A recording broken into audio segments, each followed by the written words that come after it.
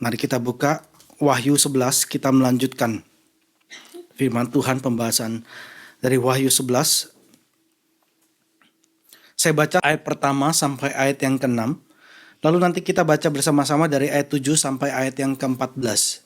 Kemudian diberikanlah kepadaku sebatang bulu seperti tongkat pengukur rupanya dengan kata-kata berikut. Bangunlah dan ukurlah bait suci Allah dan mesbah dan mereka yang beribadah di dalamnya.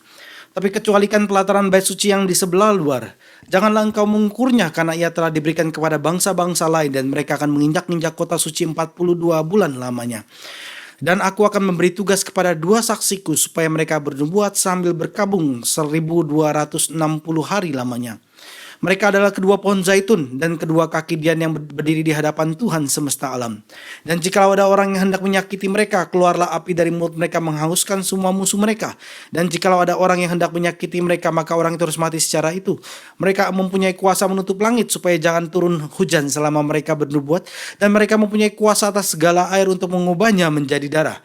Dan untuk memukul bumi dengan segala jenis malapetaka setiap kali mereka menghendakinya. Bersama-sama.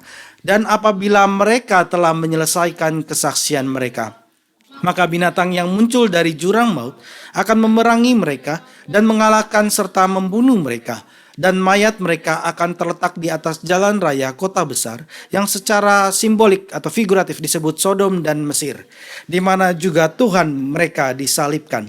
Dan orang-orang dari segala bangsa dan suku dan bahasa dan kaum melihat mayat mereka 3,5 hari lamanya. Dan orang-orang itu tidak memperbolehkan mayat mereka dikuburkan. Dan mereka yang diam di atas bumi bergembira dan bersukacita atas mereka itu. Dan berpesta dan saling mengirim hadiah. Karena kedua nabi itu telah merupakan siksaan bagi semua orang yang diam di atas bumi. 3,5 hari kemudian masuklah roh kehidupan dari Allah ke dalam mereka. Sehingga mereka bangkit dan semua orang yang melihat mereka menjadi sangat takut.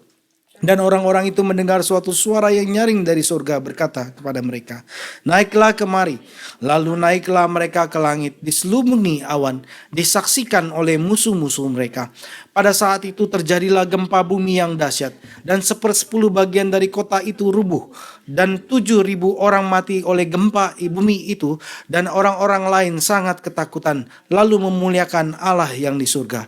Celaka yang kedua sudah lewat, lihatlah celaka yang ketiga segera menyusul.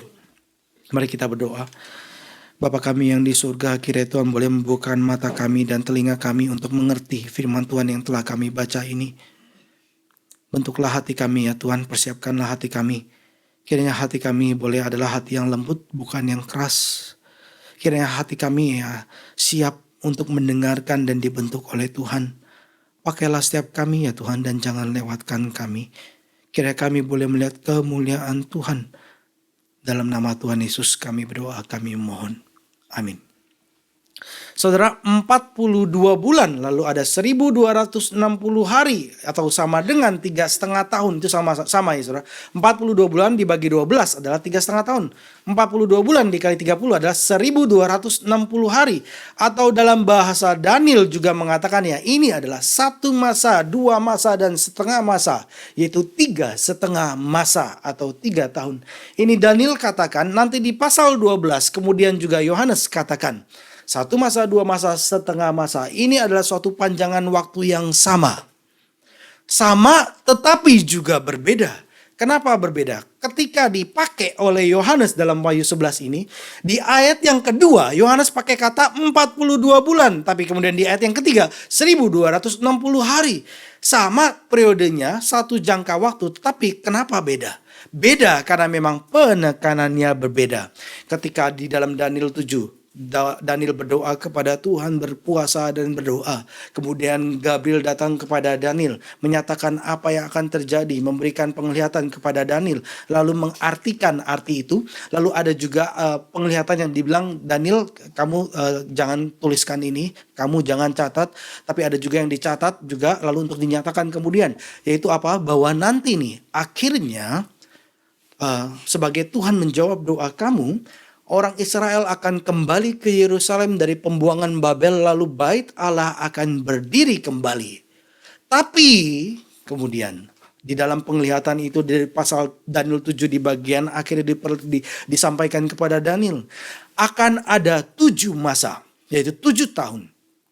Di pertengahan dari 7 masa itu, yaitu 7 tahun, maka korban akan dihentikan. Dan ini secara paksa, saudara. Yaitu pada tahun 70 Masehi terjadi di dalam sejarah. Dengan Romawi datang kepada Yerusalem dan merobohkan bait suci. Sehingga dari satu batu ke batu yang lain tidak ada yang saling tumpuk. Tapi semua jatuh sebagaimana nubuatan daripada apa yang Yesus katakan. Kemudian terjadi. Maka kemudian orang-orang Yahudi sudah tidak bisa mempersembahkan korban lagi. Karena persembahan korban hanyalah ada di bait suci. Pengampunan dosa hanyalah ada di bait suci. Tetapi Tuhan Yesus tidak dapat dibatasi. Ketika ada orang lumpuh dan Tuhan Yesus sedang mengajar dan ada temannya, kasihan sama temannya yang lumpuh ini, kemudian dia lihat, waduh ini orang begitu ramainya, bagaimana kita, ayo kita manjat, kita naikin lewat atas, atapnya dibuka lalu turunin dia gitu ya. Dan Tuhan Yesus menyembuhkan mereka. Tuhan Yesus ngomong apa? Sengaja. Hal yang harusnya dilakukan bait suci, dosamu telah diampuni. Karena akulah imamnya. Karena akulah korbannya. Aku berkata kepadamu, kamu akan menyembah kepada Allah. Bukan di sini atau di situ, tapi dalam roh dan kebenaran. Bicara mengenai kita sekarang datang kepada Bapa, bukan berarti dengan sembarang tempat. Enggak, lewat Kristus.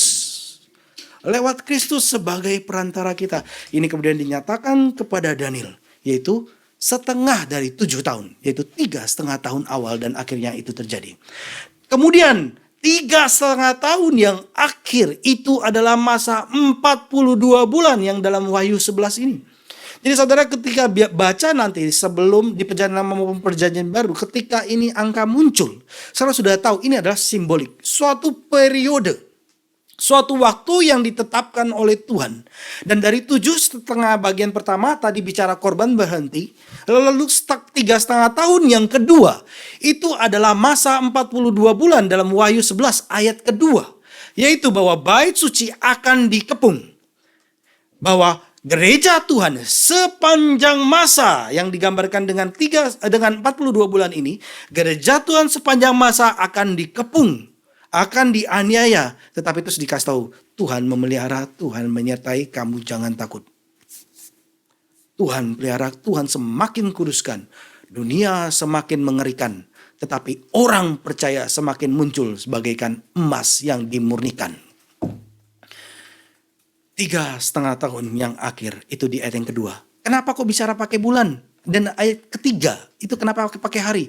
Ayat yang kedua bicara pakai bulan karena konteksnya kalau kita lihat di dalam Alkitab ketika bicara pengepungan selalu pakai bulan. Sehingga ayat yang kedua konteksnya adalah pengepungan. Maka Yohanes pakai 42 bulan.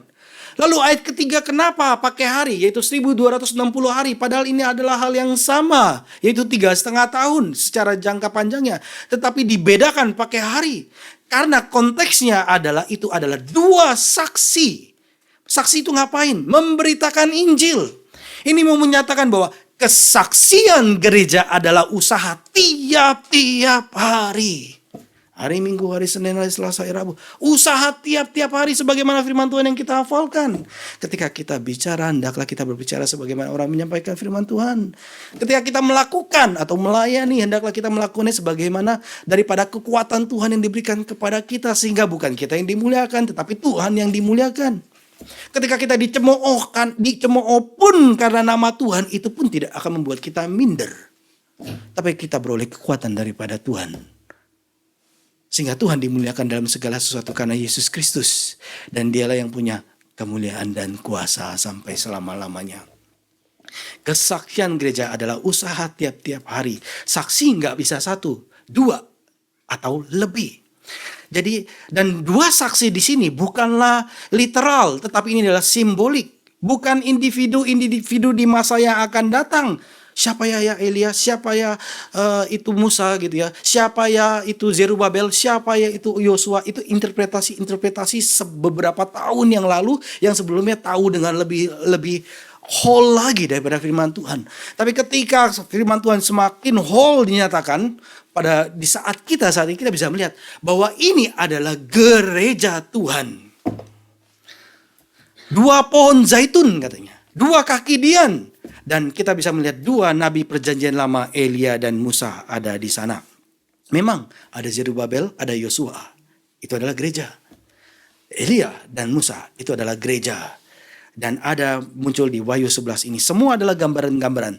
Dan melalui gambaran-gambaran ini, orang-orang Kristen yang terkepung pada zaman Yohanes, orang-orang Kristen yang terkepung pada zaman ini, beroleh kekuatan daripada Tuhan. Ketika di Jepang ini, yang menang juara untuk tulis buku cerita anak dalam bahasa Jepang, itu adalah mereka pakai cerita gitu ya, LGBT. Menang sudah jadi juara 1. Saudara, apa yang ada dalam hati saudara? Sedih ya? Loh, kok ini apa yang baik sekarang digantikan dengan apa yang gak baik? Sedih, saudara.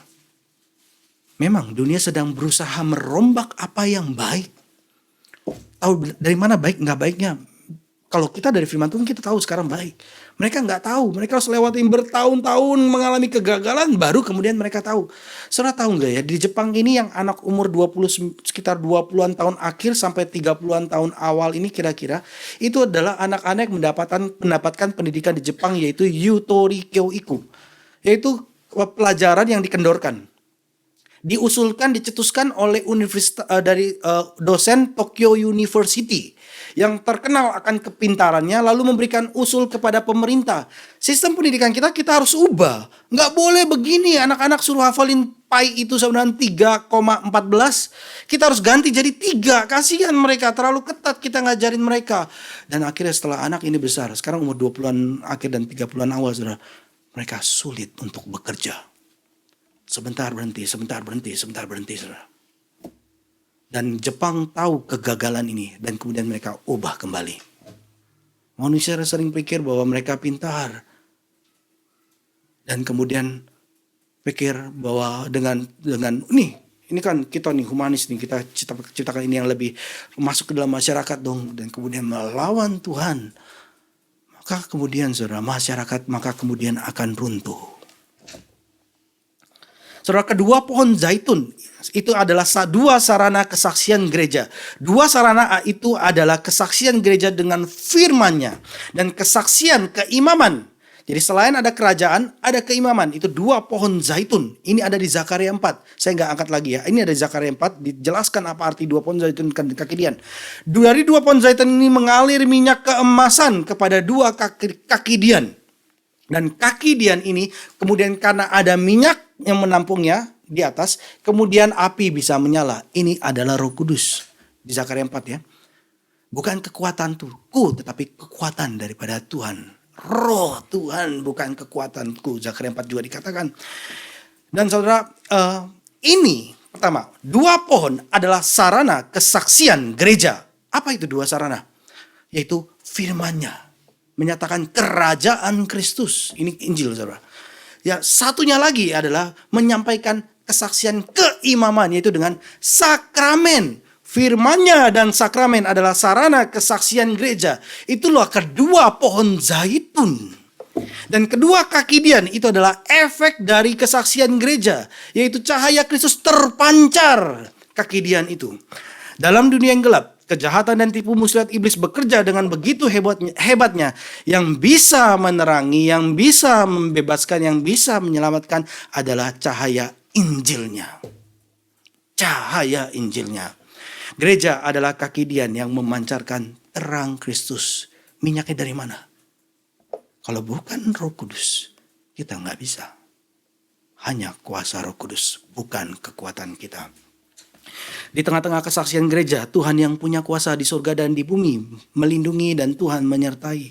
Dan gereja Tuhan punya kuasa, bukan karena kuasa gereja, bukan karena kuatnya uang gereja, bukan karena perpolitikan gereja, atau orang-orang yang sebagai jemaat yang duduk dalam pemerintahan, atau orang kaya. Bukan.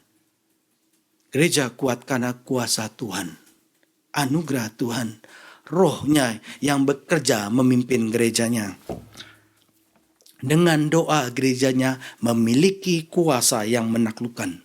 Kuasa ilahi itu tersedia bagi gereja yang setia melalui doa. Berdoa memohon Tuhan bekerja dan Tuhan berkuasa untuk menjawab doa. Saudara, berdoa, berpuasa dalam 1 minggu ini, lakukanlah dan naikkanlah doa. Lihat Kristus yang disalibkan. Lihat kerajaan Allah yang semakin diperluas dan kita memohon. itu kepada Tuhan. Saudara, dengan kuasa yang Tuhan berikan, gereja akan terus bersaksi selama 1260 hari. Ini simbolik ya saudara, sekali lagi ya. Artinya adalah kedatangan pertama hingga kedatangan kedua. Tiap-tiap hari gereja bersaksi. Tetapi ada waktu di mana kesaksian gereja selesai, sebagaimana ayat 7 katakan. Dan apabila mereka telah menyelesaikan kesaksian mereka, maka binatang yang muncul dari jurang maut akan memerangi mereka dan mengalahkan serta membunuh mereka. Saudara, ketika waktu yang Tuhan tetapkan telah tiba, maka seekor binatang keluar dari jurang maut. Binatang yang keluar dari jurang maut ini akan jadi tokoh yang penting dalam pasal-pasal dalam kitab Wahyu yang kemudian. Binatang yang keluar dari jurang maut ini akan muncul beberapa kali lagi, saudara. Binatang yang keluar dari jurang maut ini akan menaklukkan gereja, dan binatang yang keluar dari jurang maut ini akan membunuh gereja.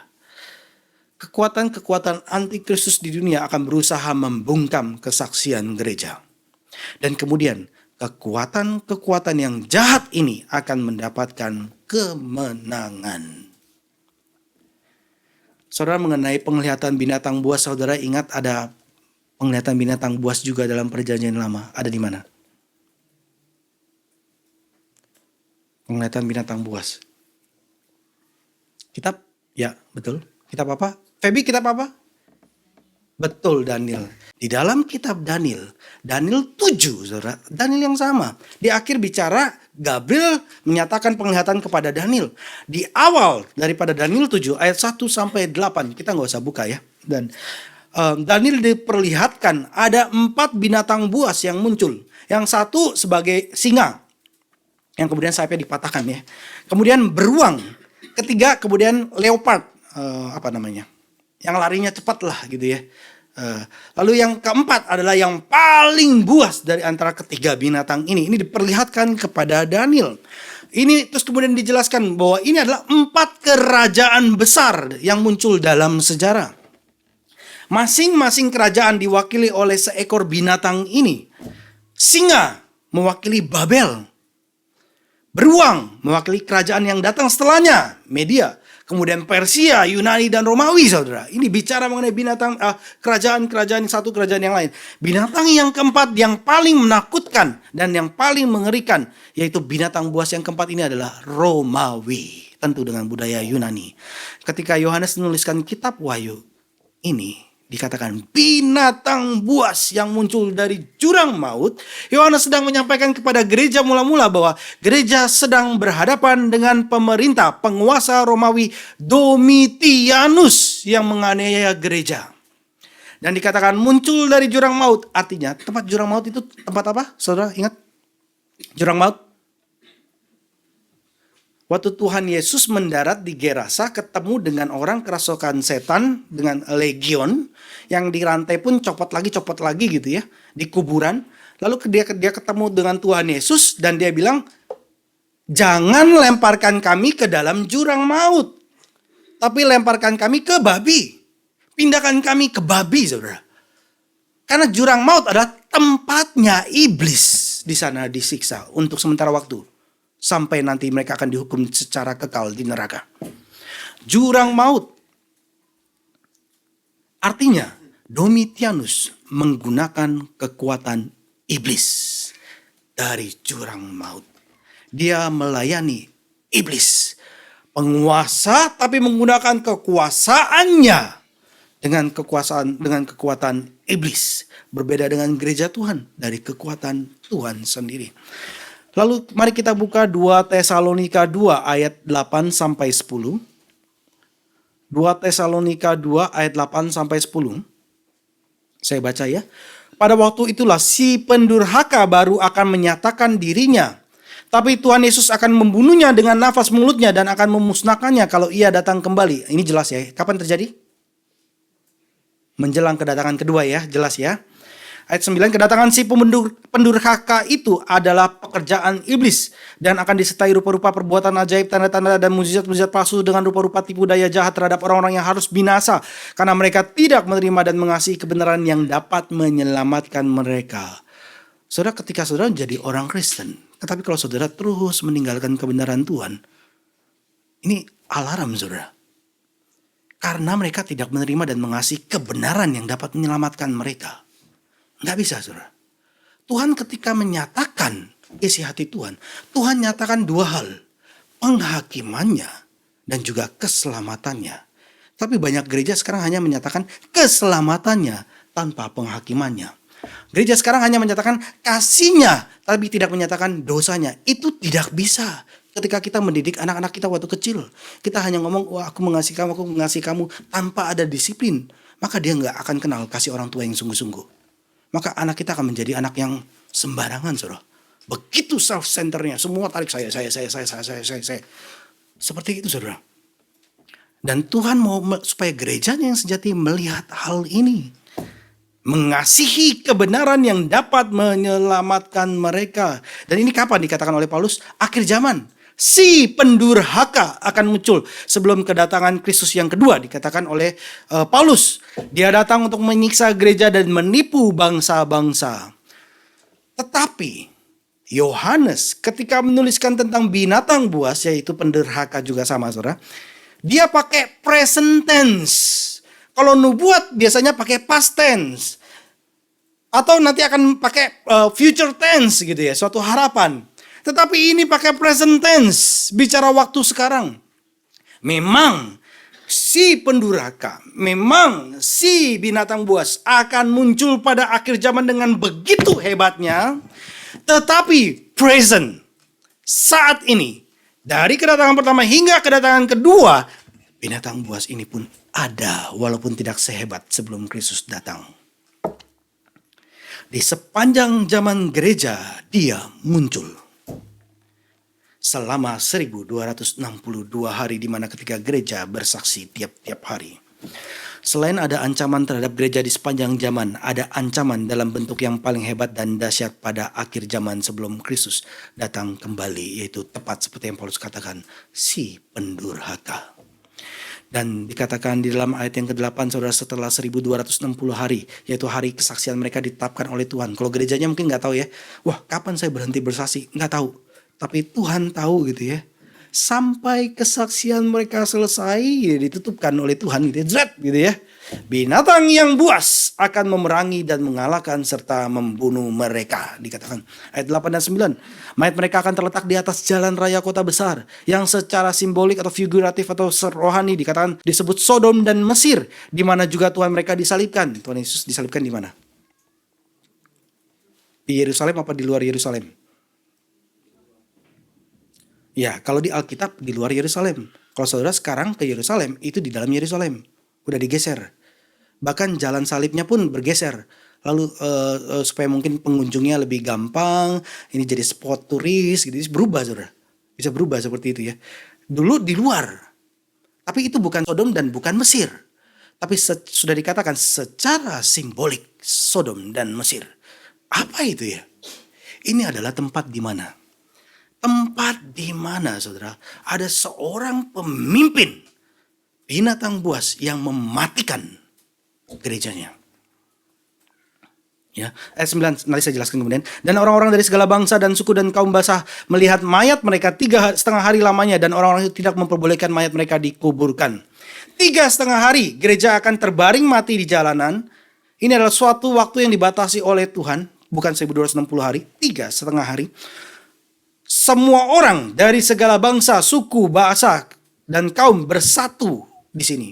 Kalau sebelumnya kita diperlihatkan suku, kaum, bahasa, bangsa itu bersatu memuji Tuhan di surga. Sekarang kita diperlihatkan di bumi, yaitu mereka yang melawan Tuhan.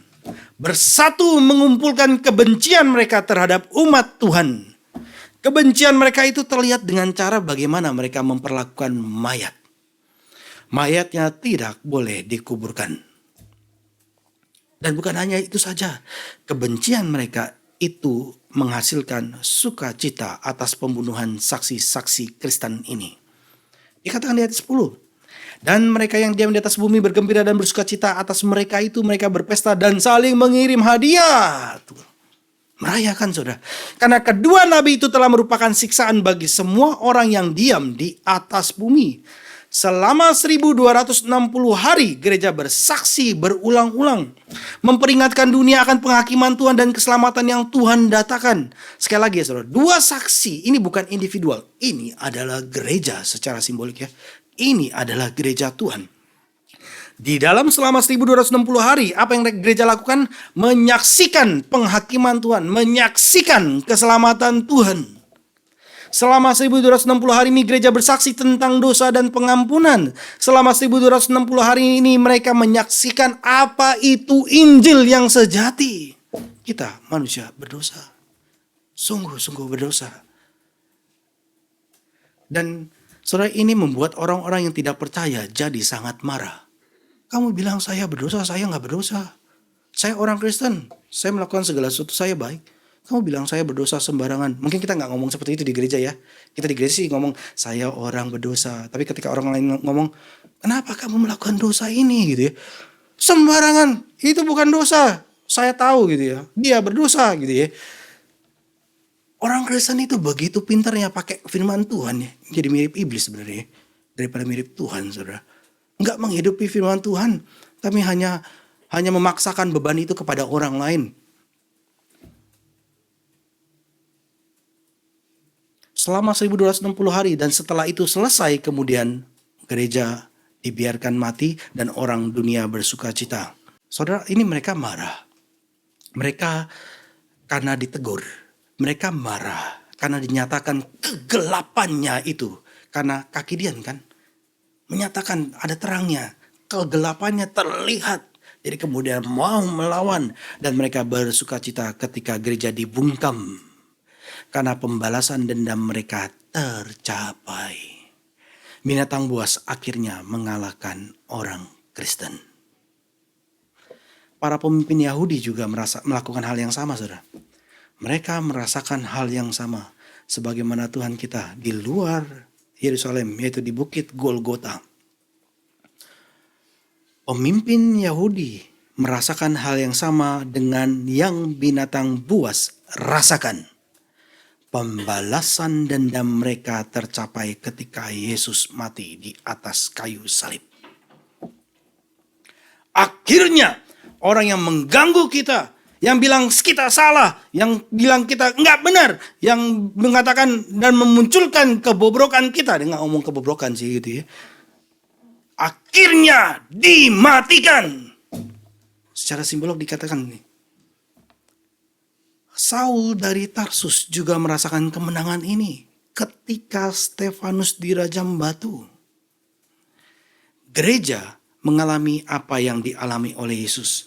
Gereja mengalami kematian sebagaimana Kristus. Oleh sebab itu di sini dikatakan sebagaimana Tuhannya pun sama. Gereja dibinasakan oleh binatang buas yang muncul dari jurang maut ini. Oleh sebab itu saya sangat mendorong saudara untuk baca ayat-ayat firman Tuhan dalam minggu sengsara ini. Apa yang saudara akan alami? Saudara mengalami kematian Kristus. Tapi nggak berhenti di sana. Saudara mengalami kebangkitan Kristus. Di sini disampaikan, gereja mengalami kematian sebagaimana Yesus karena binatang buas. Tetapi juga sama sebagaimana Yesus setelah kematian kemudian datang kebangkitan. Demikian juga dengan gereja Tuhan setelah kematian mengalami kebangkitan. Oleh karena kuasa Allah. Ayat 11, 3,5 hari kemudian masuklah roh kehidupan dari Allah ke dalam mereka. Sehingga mereka bangkit dan semua orang yang melihat mereka menjadi sangat takut. Sebagaimana penglihatan Yohanes dan juga sebagaimana dalam sejarah saudara. Kemenangan dunia atas gereja hanyalah bersifat sementara. Karena kuasa ada di tangan Tuhan. Tuhan tidak akan membiarkan orang kudusnya tetap di dalam kubur. Sehingga di hari yang ketiga Yesus dibangkitkan. Tuhan tidak akan membiarkan gerejanya yang kudus tetap di dalam kubur. Atau mayatnya dibaringkan tergetak di jalan besar daripada kota. Tapi Tuhan membangkitkan gerejanya. Paul Gardner mengatakan, betapapun seringnya gereja-gereja dihancurkan dan umat Allah menjadi martir atau diasingkan atau dianiaya. Dan betapapun banyaknya perayaan atas peristiwa-peristiwa itu di antara orang-orang yang tidak percaya di seluruh dunia. Tuhan akan terus-menerus membangkitkan gerejanya. Jadi sebelum kita bicara mengenai yang akhir, yang puncak, kita bicara mengenai sepanjang sejarah. Yaitu, betapapun seringnya gereja-gereja dihancurkan dan umat Allah menjadi martir atau diasingkan atau dianiaya. Dan betapapun banyaknya perayaan atas peristiwa-peristiwa itu di antara orang yang tidak percaya di seluruh dunia. Tuhan akan terus-menerus membangkitkan gerejanya. Di Cina, komunis adalah binatang buas yang memusnahkan kesaksian Kristen. Gereja dikalahkan waktu Perang Dunia Kedua. Sebagaimana dikatakan bahwa dunia menertawakan mayat gereja. Waktu tahun 60-an, ada yang namanya Madame Mao. Madame Mao dengan bersuka cita mengumumkan bahwa kekristenan telah mati selama revolusi kebudayaan tahun 60-an. Kekristenan sudah berakhir di sini. Habislah sudah. Karena dianiaya gereja-gereja. Banyak sekali orang Kristen ditangkap, banyak orang Kristen dieksekusi, banyak mereka kemudian diindoktrinisasi dengan pemahaman komunis kembali. 50 tahun kemudian setelah tahun 60, gereja dibangkitkan. Injil menyapu China. 100 juta orang sungguh-sungguh percaya kepada Yesus. Setelah masa yang ditetapkan oleh Tuhan, kesaksian gereja di Cina bangkit dengan penuh kuasa. Dan ini membuat musuh-musuh Kristus jadi bingung. Jadi khawatir. Orang Kristen makin ditindas makin banyak.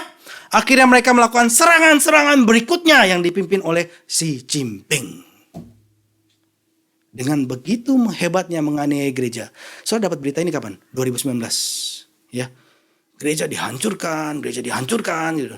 Terus ditangkap para pemimpinnya. Boleh munculkan PowerPoint. Salah satu pemimpin yang ditangkap oleh China dan yang ada dekat dengan kita, dia kan khotbah di gereja kita kan ya. Saudara masih ingat siapa?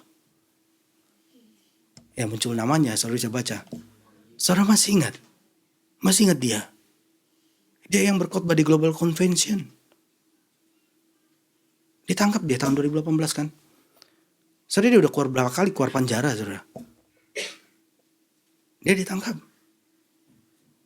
Saya terakhir belum dengar dia dibebaskan. Salah satu pemimpin yang ditangkap di Cina adalah pendeta Wangi, keluarga Wangi. Bayangkan, orang tua dan anak dipisahkan. Terus anaknya diapain? Anaknya itu diindoktrinisasi komunisme. Sebagai orang tua apa nggak sedih? Cilaka. Anak saya diindoktrinisasi. Pasti orang tuanya memperlengkapi dia dengan firman Tuhan. Berdoa memohon kepada Tuhan. Kiranya imannya boleh tetap teguh. Saudara. Ini orang yang dekat dengan kita. Tetapi siapa yang mengingat pergumulan mereka? Apakah saudara ingat? Apakah saudara mendoakan?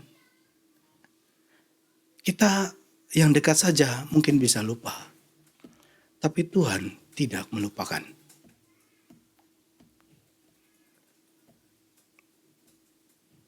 Kemudian sebagaimana Tuhan kita Yesus Kristus. Setelah dia mati, dia bangkit dan kemudian dia naik ke surga. Begitu juga gerejanya. Setelah mati dan gerejanya bangkit, kemudian gerejanya masuk ke surga. Ayat 12 dikatakan, dan orang-orang itu mendengar suatu suara yang nyaring dari surga berkata kepada mereka, naiklah kemari. Lalu naiklah mereka ke langit, diselubungi awan, disaksikan oleh musuh-musuh mereka. Penglihatan Yohanes ini terjadi di antara sangkakala ke-6 dan sangkakala ke-7. Sangkakala 6 telah dibunyikan, dan sebelum sampai sangkakala ke-7, 2 minggu yang akan kita bahas, peristiwa ini datang, saudara. Jadi penglihatan di perikop ini adalah mendekati kedatangan Kristus yang kedua kali. Karena ketika sangkakala terakhir dibunyikan, maka Kristus datang. Orang-orang kudusnya dikumpulkan di saat ini, saudara, di antara kedua sangkakala ini. Tetapi perhatikan, ini bukan secret rapture. Kalau saudara nonton film ya, kadang bilang bahwa ini secret rapture gitu ya. Ini bukan secret rapture. Karena kenaikan gereja itu disaksikan oleh musuh-musuhnya. Ayat yang tadi kita baca. Mereka mendengar, mereka melihat. disaksikan oleh musuh-musuhnya pengangkatan daripada gereja Tuhan ini. Apa yang terjadi di sini? Kenapa Tuhan perlu melakukan hal ini? Di hadapan musuh-musuhnya, gereja akan dinyatakan benar oleh Allah. Inilah orang yang benar. Tuhan angkat saudara. Sehingga musuhnya bisa menyaksikan. Ketika menyaksikan ini adalah orang yang benar, maka mereka kemudian ngapain? Takut dan gentar. Dan ini terjadi memang ada di sepanjang sejarah, tetapi dengan besar terjadi saat kedatangan Kristus yang kedua kali. Dan ini di sepanjang sejarah pembenaran oleh Tuhan ini juga terjadi. Terjadi setiap kali gereja yang dianiaya dibangkitkan kembali kemudian untuk berdiri dengan teguh, dengan penuh kemenangan. Dibenarkan oleh Tuhan. Inilah umatku, inilah gerejaku. Kemudian berikutnya yang menyertai kebangkitan para saksi Yesus adalah penghakiman Tuhan atas dunia. Mati, bangkit, naik, penghakiman datang. Ayat yang ke-13. Pada saat itu terjadilah gempa bumi yang dahsyat dan 1/10 bagian dari kota itu rubuh dan 7.000 orang mati oleh gempa bumi itu. Dan orang-orang lain sangat ketakutan lalu memuliakan Allah yang di surga. Ketika materai ke-6 dibuka di pasal ke-6, gempa bumi yang hebat datang menghancurkan kuasa-kuasa dunia. Lalu di pasal yang ke-8, gempa bumi juga datang.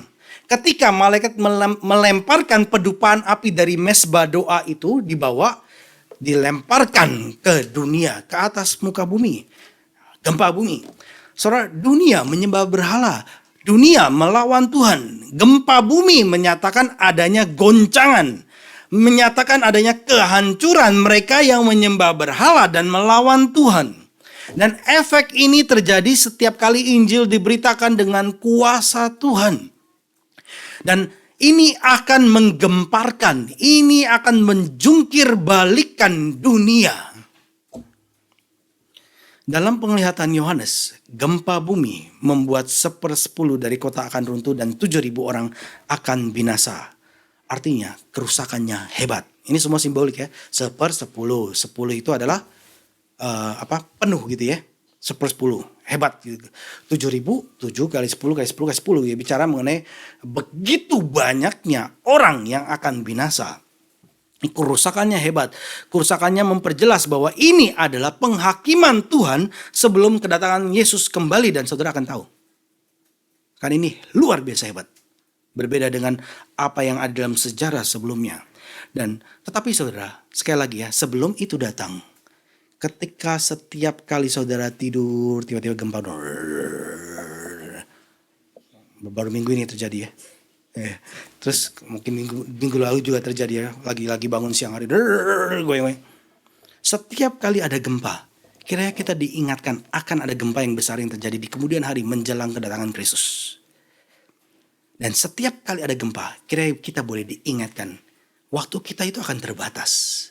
Ada orang-orang yang dihakimi dan ada orang-orang yang akan diselamatkan. Tiap hari sebagai saksi Tuhan. Dan sebagian besar orang akan mati.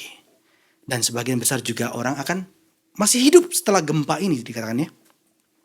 Dan dari antara sebagian mereka yang masih hidup, mereka sangat ketakutan dan memuliakan Allah di surga. Ternyata dari gempa ini yang tadinya melawan Tuhan, yang tadinya ateis karena gempa, kemudian akhirnya sekarang mereka mencari Tuhan, memuliakan Allah di surga. Beberapa orang artinya akan bertobat lewat peristiwa ini dan beriman dan mendapatkan keselamatan lewat gempa ini. Kalau saudara belajar sejarah gereja, saudara akan tahu bahwa penglihatan Yohanes ini tepat sekali. Jemaat Yohanes adalah gereja-gereja di Asia. Minggu depan hari jam 1 kita akan mempelajari perkembangan Kristen di Asia ya. Gereja-gereja di Asia mengalami penganiayaan demi penganiayaan. Dan di bawah tekanan itu mereka diberi kuasa yang besar untuk bersaksi. Dan setiap kali kesaksian mereka kelihatannya akan habis. Ketika para pemimpin dan para martir itu dibunuh di arena pertandingan, diadu dengan binatang dan dicemooh sebenarnya. Kalau Adam dan Hawa dipakaikan kulit binatang, orang Kristen dipakaikan kulit binatang juga. tapi supaya diadukan dengan singa. Ketika singa lihat kulit binatang akan mencabik-cabik tubuh mereka. Ini dilakukan oleh di arena pertandingan. Atau mereka binasa karena pedang Romawi. Tapi Tuhan kemudian membangkitkan lebih banyak lagi orang yang bertobat dan percaya. Perhatikan sekali lagi ya. Dalam setiap kesaksian mereka kelihatannya akan habis. Ketika para pemimpin dan martir dibunuh di arena pertandingan atau mati karena pedang Romawi, Tuhan kemudian membangkitkan lebih banyak lagi orang yang bertobat dan percaya. Dan oleh karena itu, saudara, di abad ketiga Tertullianus tulis kepada penguasa Romawi yang menganiaya gereja, darah para martir adalah benih gereja. Kemudian malaikat mengakhiri penglihatan Yohanes dengan berseru, celaka yang kedua sudah lewat, lihatlah celaka yang ketiga segera menyusul. Celaka yang ketiga yang akan datang adalah penghakiman terakhir. Celaka itu datang ketika sangkakala ketujuh dibunyikan dan Kristus datang untuk mengakhiri dan menutup zaman ini. Sampai celaka yang terakhir terjadi, sampai penghakiman yang terakhir terjadi. Celaka demi celaka akan datang ke atas musuh-musuh Tuhan. Dan ini juga berarti bahwa berkat demi berkat Tuhan akan berikan kepada gerejanya yang terus mengabarkan Injil, yang mengangkat panji-panji Injil. Tuhan menyertai dan memberikan kuasa. Melalui Injil yang terus dikabarkan, orang-orang berdosa diselamatkan. Begitu juga yang terjadi pada gereja mula-mula. Ketika gereja mula-mula terus bergiat meninggikan panji-panji Injil, akhirnya kekaisaran Romawi ditaklukkan. Konstantin menyerah dan percaya kepada Yesus. Yang tadinya kekaisaran adalah agama pagan, kemudian menjadi agama Kristen. Begitu juga ketika armada Spanyol dihancurkan, terang Injil terus bersinar dari Inggris. Begitu juga ketika kaum Huguenot diusir daripada Prancis, kemudian mereka bergabung dengan kesaksian para reformis di Inggris, di Scotland, di Wales, dan kemudian membawa Injil dari sana ke seluruh dunia. Sampai saat ini Injil dipelihara dan terus diberitakan supaya mereka yang mau bertobat dan percaya beroleh selamat. Jepang kalau dulu ya mengalami penganiayaan. Jepang kalau dulu ya mengalami kebangunan rohani. Jepang saat ini tidak mengalami penganiayaan. Kita bebas bergereja, kita bebas berdoa. Itu pun ada bahayanya sendiri. Tapi gempa pasti datang. Kira saudara boleh diingatkan akan hal ini. Daripada saudara bertobat karena penghakiman Tuhan, karena ketidakpercayaan saudara yang keras kepala dan melayani dengan sisa-sisa yang ada kemudian. Sekali lagi ya. Daripada setelah gempa datang, dalam bahasa saya yang lebih mudah ya. Daripada setelah gempa datang baru saudara bertobat, lalu setelah saudara bertobat sampai akhir hidup saudara itu sisa-sisa hidup saudara. Daripada begitu adalah lebih baik kira saudara diselamatkan karena iman kepada Yesus sekarang sebelum penghakiman itu terjadi. Karena kemudian saudara bisa dipakai oleh Tuhan dengan lebih panjang lagi ketika menjalani tiap-tiap hari dari 1260 hari ini saudara. Itu begitu indah. Saudara akan tahu apa itu yang namanya sukacita sejati. Saudara akan tahu apa itu namanya damai sejahtera yang sejati yang tidak dapat diganggu gugat oleh badai nomor 5 gitu ya. Badai nomor 6 atau gempa atau reaktor nuklir gitu. Barusan bocor juga katanya ya. Reaktor nuklir di Fukushima gitu ya. Saudara nggak akan digoncangkan akan hal itu semua. Dan kiranya saudara diselamatkan karena iman kepada Yesus sebelum penghakiman itu terjadi. Sehingga Tuhan memakai saudara sebagai saksinya. Kalau enggak bisa. Saudara misalkan kena gempa. Mungkin saudara bertobat, selesai. Kalau kemudian Tuhan enggak memberikan hidup. Kalau kemudian hidup, waktu sudah ada, tinggal sedikit. Sebaiknya dari awal saudara. Dari awal. Maka kemudian Tuhan pakai saudara.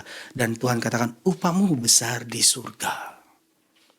Dan meskipun saudara mungkin mengalami kematian karena Yesus dan firman-Nya. Kuasa kebangkitan Tuhan akan membangkitkan saudara dan membawa saudara masuk ke dalam kehidupan yang tidak akan pernah berakhir. Puji Tuhan. Baik maut, baik hidup. Tidak akan dapat memisahkan kita daripada kasih Allah. Kiranya Tuhan boleh membangunkan, membangkitkan, menyertai dan memberkati saudara sekalian. Mari kita berdoa. Minta Pak Kris boleh pimpin kita dalam doa. Kita berdoa. Bapa di surga, kami sudah mendengar firman-Mu. Bangunkanlah jiwa kami ya Tuhan. Jangan sampai kami tertidur dan kami terlambat untuk berbalik kepada Engkau. Tetapi selama masih ada waktu, hari ini kami boleh datang kepada Engkau ya Tuhan. Kami boleh sungguh-sungguh percaya kepada Engkau sebagai Tuhan dan Juru Selamat kami. Kami boleh menggunakan sisa hidup kami ini untuk melayani Tuhan, untuk memberitakan Injil-Mu melalui perkataan dan juga sikap hidup kami ya Tuhan. Dan kami boleh belajar daripada sepanjang sejarah bahwa bukan karena kekuatan daripada orang-orang yang hidup di dalam Tuhan, tetapi semata-mata karena anugerah Tuhan. Engkau yang menganugerahkan iman kepada mereka. Engkau yang memberikan mereka kuasa untuk hidup terus di dalam Tuhan. Dan Engkau yang terus membangkitkan orang-orang kudus-Mu ya Tuhan.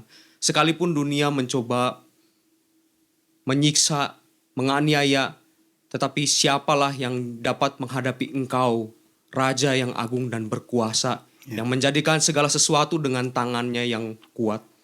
Biarlah kami boleh percaya, biarlah kami boleh sungguh-sungguh menyerahkan hidup kami ya Tuhan, dengan melakukan apa yang menjadi bagian kami untuk berbagian di dalam pekerjaan Tuhan. Dan kiranya nama-Mu boleh semakin dipermuliakan di langit dan di bumi. Di dalam nama Tuhan Yesus Kristus, penebus dan Juru Selamat kami berdoa. Amin. Kiranya hidup kami yang hanya satu kali di dalam dunia ini ya Tuhan boleh dipersembahkan kepada Tuhan yang layak untuk menerima segala kemuliaan, hormat, dan kuasa. Amin.